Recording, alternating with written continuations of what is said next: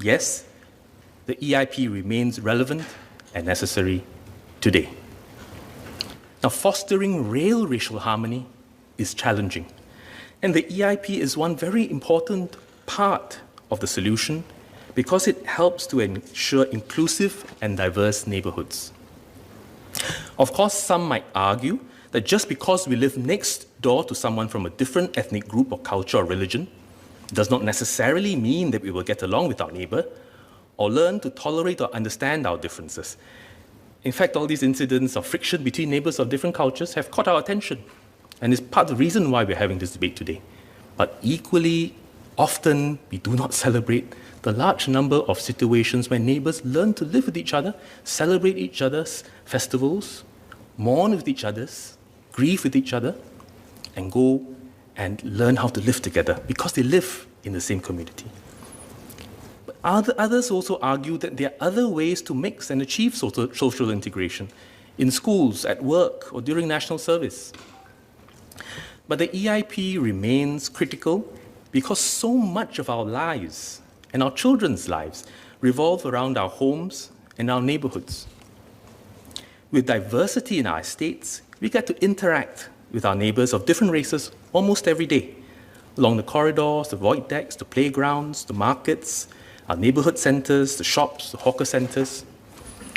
And if we don't live with each other, it makes it much harder to empathize with other communities and understand the challenges that they face. And so much easier to stereotype or assume the worst of the other, the people we don't see or don't see so often. And this is a recipe for mutual mistrust and intolerance that we've seen in our early history, but also repeated in cities and townships all around the world.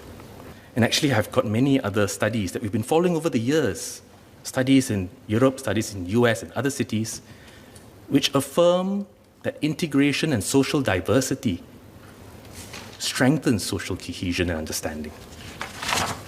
So the EIP continues to serve a very important function for Singapore. We cannot leave social mixing to chance and hope that it will happen by an invisible hand. It is better to intervene upstream to preempt the problem and to foster mutual understanding and encourage integration from the start.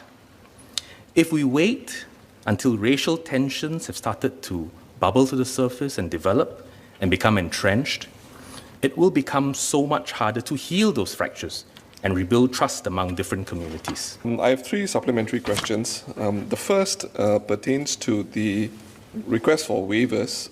This has been on the up. From 2017 to 2019, I understand the numbers were around 1,850 for the 3 years, 59% from the, 25% from the Malay community, 16% from the Chinese community, and 59% from the Indian and other community. And then the numbers actually cascade lower in the years before.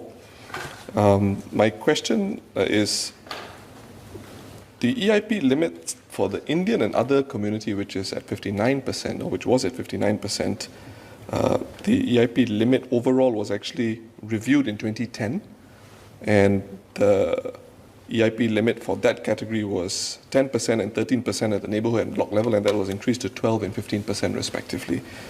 My question is, in view of the large number of EIP appeals continuing to come from this community, and a suggestion made in 2010 by the then Minister of National Development that there would be a review around 2020, has this review been undertaken, and what are the new EIP limits, if any?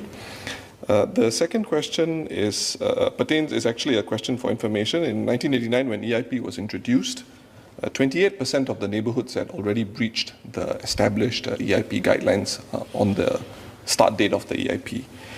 Over the years, this has fallen, but there is no real clarity about why this has fallen. But I'm really referring to the number of new neighborhoods that have also come about. So the percentage can be very difficult to understand. For example, in Kaki Bukit in Aljunied GRC, the neighborhood level numbers for the Malay community are still, I believe, beyond the EIP limits. And there's nothing untoward about race relations in Kaki Bukit, and I think this will be replicated in other parts of Singapore. So to this end, is the government prepared to share details on the breakdown by ethnic groups of all the HDB neighbourhoods, both new and old, on an annual basis from 1989? And if it is, then we'll file the question.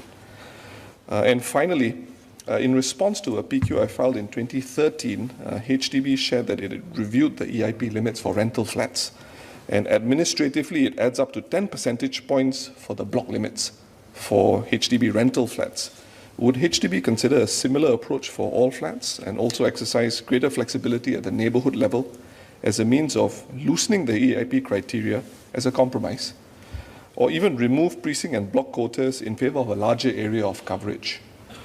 This is in view of the rising number of EIP waiver requests over the last few years, Singapore's changing demographic profile, and for policy equity considerations towards communities that are adversely affected by the EIP. Thank you. On the number of appeals from households from Indian or other ethnic origins, whether the review is ongoing, it continues to be so. We look at the proportions of various ethnic groups over the years, and we'll make adjustments where necessary. In 1989 versus 2020, the second question.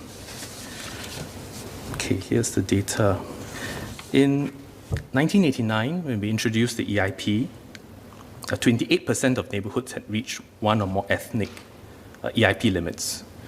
So 125 neighborhoods then, 35 neighborhoods reached one or more limits. June this year, out of 173 neighborhoods, because we've been building our towns and increasing the number of neighborhoods, 14% have reached one or more ethnic limits, and that is 24. All right, so in 1989, 35 neighborhoods out of 125, and in 2021, June, 24 out of 173. So more neighborhoods as a whole in Singapore, but the number of neighborhoods hitting one or more EIP limits has come down, not just in proportionate terms, but in absolute numbers.